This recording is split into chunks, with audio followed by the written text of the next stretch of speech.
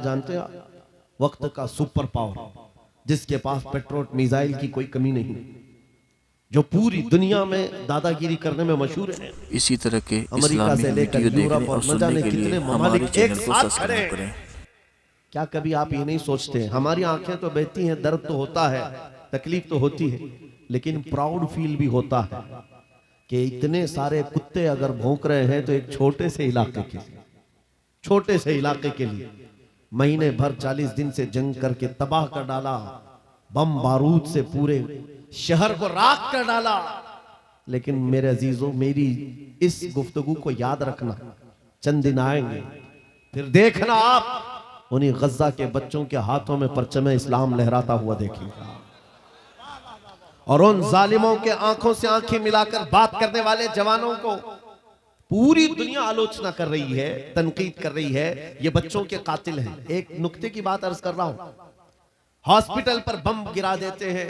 आपको पता है फिलिस्तीन में अभी तकरीबन 8000 बच्चे मारे गए, जिनकी उम्र 6 महीने, साल भर, 2 साल, 4 साल, 5 साल। बच्चों को कोई भी निजाम से ताल्लुक रखने वाला हो, रहम की नजर से देखता, किसी भी धर्म वाला हो, लेकिन ये जालिम क्यों बच्चों को मार रहे हैं पता है? वजह सिर्फ ये है, वो खौफ सता रहा है जो इकबाल ने 100 साल पहले कहा था, सुना है कुदसियों से मैंने कि वो शेर फिर होशियार होगा। इकबाल ने कहा था, सुना है कुदसियों से मैंने कि वो शेर फिर होशियार होगा। कौन सा शेर? निकल करके सहरा से जिसने उलट दिया था तख्ते रोमा को, वो शेर फिर होशियार होगा। ये इजराइली वही काम कर रहे हैं जो इनके बाप दादा फिरौनी ताकत किया करते थे। फिरौन को नुजूमियों ने बताया था कि एक बच्चा पैदा होगा जो तेरी सल्तनत को हिलाक कर देगा, और इस खौफ से उसने 1 साल के अंदर 12,000 बच्चों को कत्ल कर डाला था।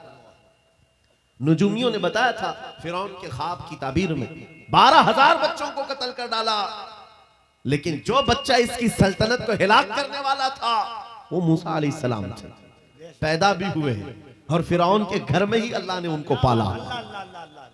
आपको पता है, तफसीर उठा करके देख लें, जब हजरत मूसा अलैहिस्सलाम की माँ, उनकी विलादत का वक्त करीब आया तो तहखाने में गई, बेटा पैदा हुआ। हालात ऐसे थे कि फिरौन जो भी बच्चा पैदा होता ज़बह कर देता था। कुरान में आया, युज़ब्बिहूना अब्नाअहुम व यस्तहयूना निसाअहुम, लड़की पैदा होती तो जिंदा छोड़ देते थे, बेटा पैदा होता तो ज़बह कर देते थे। अब मूसा अलैहिस्सलाम जब पैदा हुए तो क्या किया? खुदा की तकदीर और उसकी हिकमत के फैसले आपको मैं बता रहा हूं, तफसीर से ताल्लुक रखने वाली बात। अल्लाह ताला ने मूसा अलैहिस्सलाम की माँ के दिल में ये बात डाला कि एक लकड़ी के संदूक में इनको रख करके दरिया में बहा दो। और रबतना अला कुलूब, अल्लाह ताला फरमाता है कि हमने उनके दिल को बांध दिया, मजबूत किया। किसको? हजरत मूसा की माँ को। उन्होंने एक संदूक में मूसा अलैहिस्सलाम को रखा और दरिया में बहा दिया। मूसा अलैहिस्सलाम की बड़ी बहन बहते हुए संदूक का पीछा करते हुए जा रही थी, देख रही थी कहां गया है संदूक। सीधे फिरौन के बागीचे के किनारे जाकर लग गए। फिरौन की औलाद नहीं थी, फिरौन की बीवी वो बागीचे में टहलने आई थी, देखा एक संदूक आकर लगा है, गुलाब जैसा हसीन बच्चा है, उठा लिया। इसी तरह के इस्लामिक वीडियो देखने और सुनने के लिए हमारे चैनल को सब्सक्राइब क्यों ना बना ले। पहले फिरौन तो डरा कि कहीं वो मेरी सल्तनत को हिलाक करने वाला बच्चा ये तो नहीं है। बीवी ने कहा, कैसी बात करते हो, ये तो दरिया से बहकर के आया है, तुम्हें पता नहीं मौला कहां से बहाकर तुम्हारी हिलाकत को लाए। तुम्हारी हिलाकत कहां से आएगी तुम्हें अंदाजा भी नहीं है। सुनो मेरी बात को।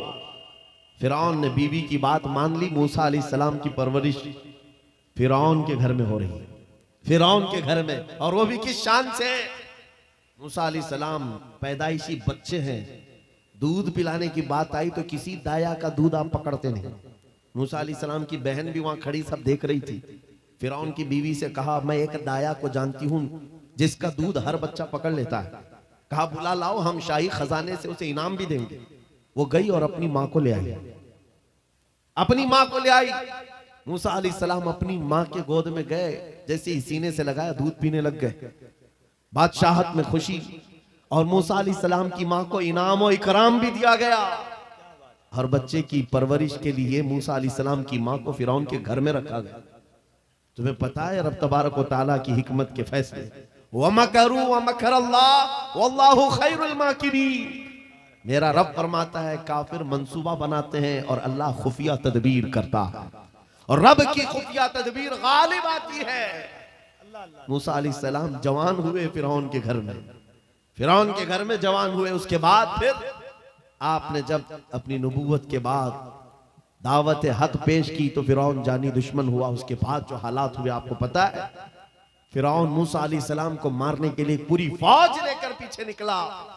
मूसा इसी तरह के इस्लामिक वीडियो देखने और सुनने के लिए हमारे चैनल को सब्सक्राइब करें। उसी रास्ते पर आया। अल्लाह फरमाता है कि हमने समंदरों को मिला दिया, गर्क कर दिया फिरौन को।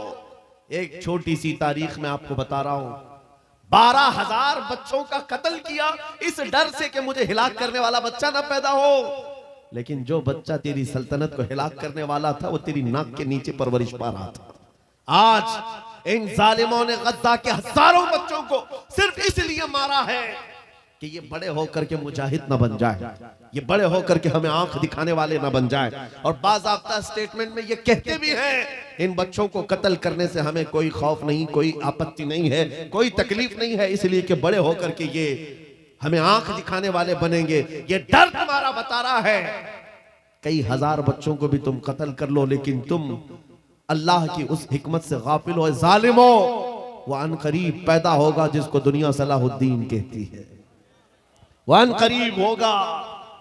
मेरे अजीजों, आज के नौजवानों से मैं ये कहता हूं, तुम्हारे दौर में भी ये डरा सहमा हुआ जो माहौल लोग बनाने की कोशिश कर रहे हैं, अभी देखना और हालात खराब किए जाएंगे।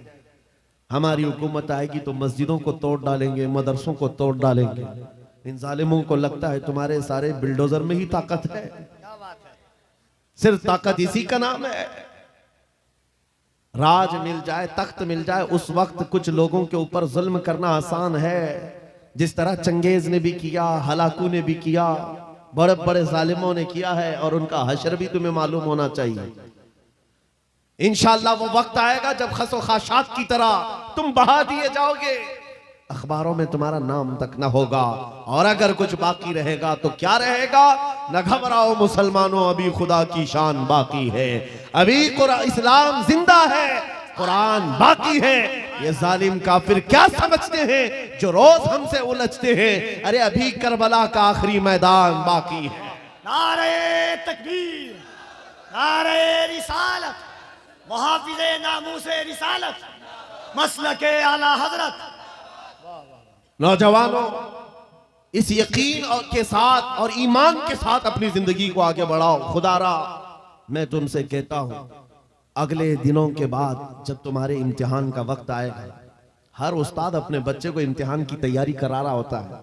बेटा सवालात ऐसे आएंगे, टाइम इतना होगा, स्क्वाड भी होंगे, चेक करने वाले एग्जाम हॉल में बार बार आएंगे, तुम्हें देखेंगे। उस वक्त तुम खौफ से अपने हाथ में कपकपी नहीं पैदा करना, दिल को जमाना और अपना इम्तिहान मुकम्मल करना। यह हर उस्ताद अपने बच्चों को तरकीन करता रहता है।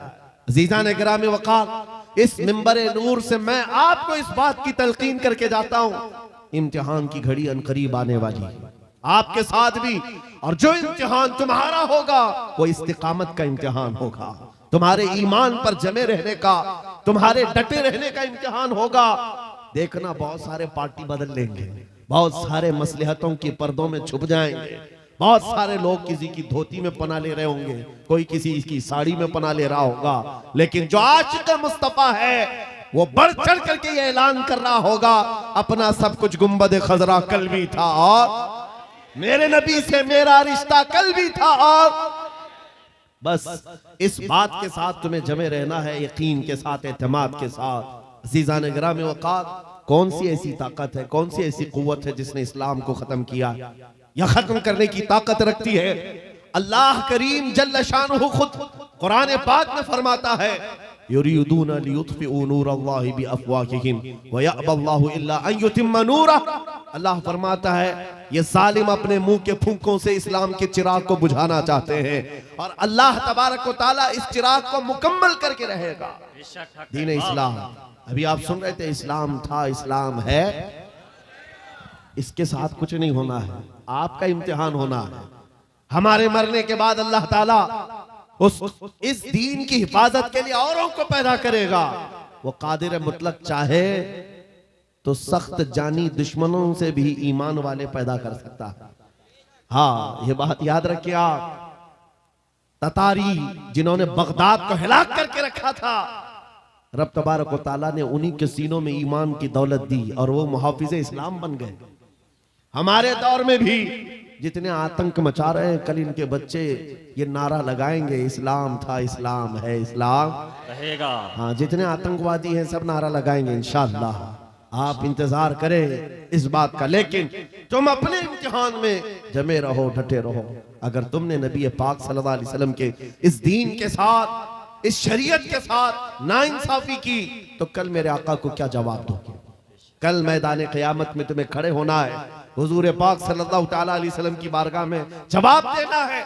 अगर मेरे आका ने पूछ लिया कि जिस वक्त मेरी शरीयत पर हमले हो रहे थे, जिस वक्त मेरे दीन को कुत्ते नोचने की कोशिश कर रहे थे, ऐ नौजवान बता तू मेरी सुन्नतों के साथ कितना अमल कर रहा था? तुम क्या जवाब दोगे? आका मैं आपकी दाढ़ियां निकाल करके गटर नालियों में फेंकता था, मैं यहूदियों और ईसाइयों के तरीकों पर चलता था, क्या तुम नबी पाक को यह जवाब दोगे? आका रात भर में गाने सुन करके सोता था, सुबह फजर की नमाज कज़ा करता था, ये जवाब दोगे? क्या जवाब दोगे? आपके पास अगर जवाब नहीं देने की ताकत है तो आज ही बदल डालो, जिंदगी बदल डालो, आज इनकलाब ले आओ।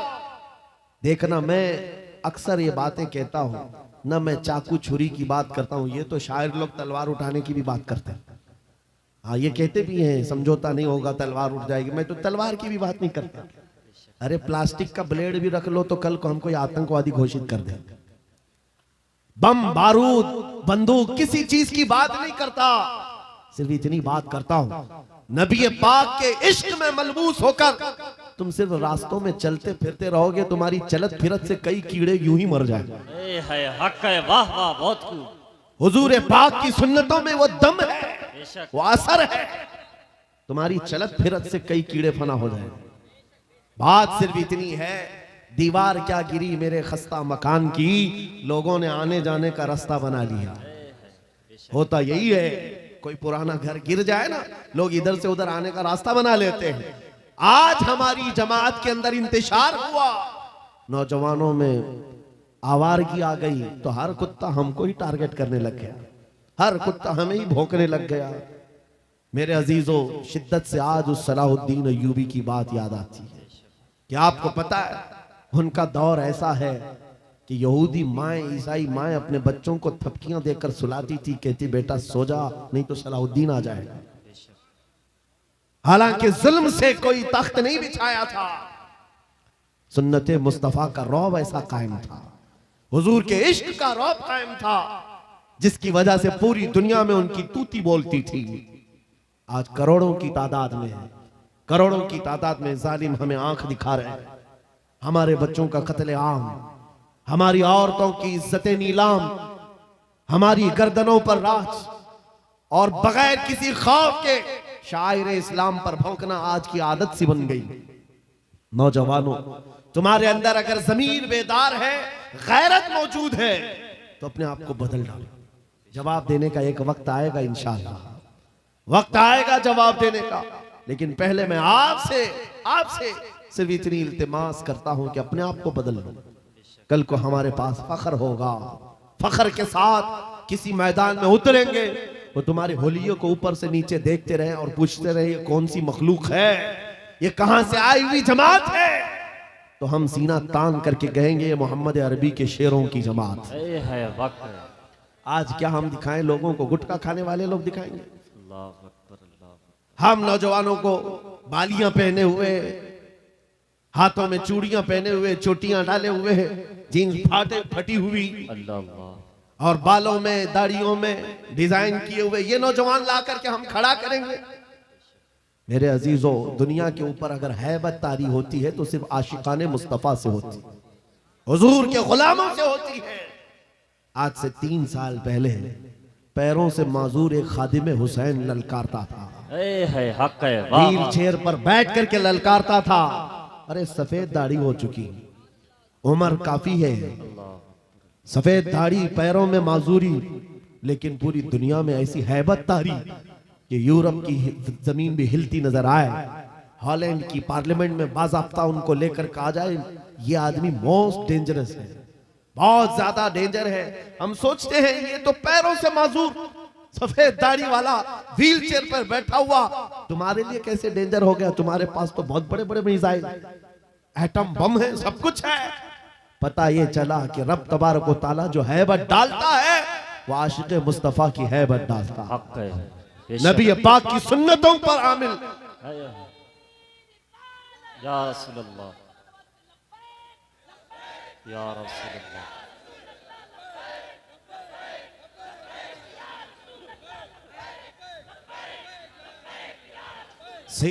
इसी तरह के इस्लामिक वीडियो देखने और सुनने के लिए हमारे चैनल को सब्सक्राइब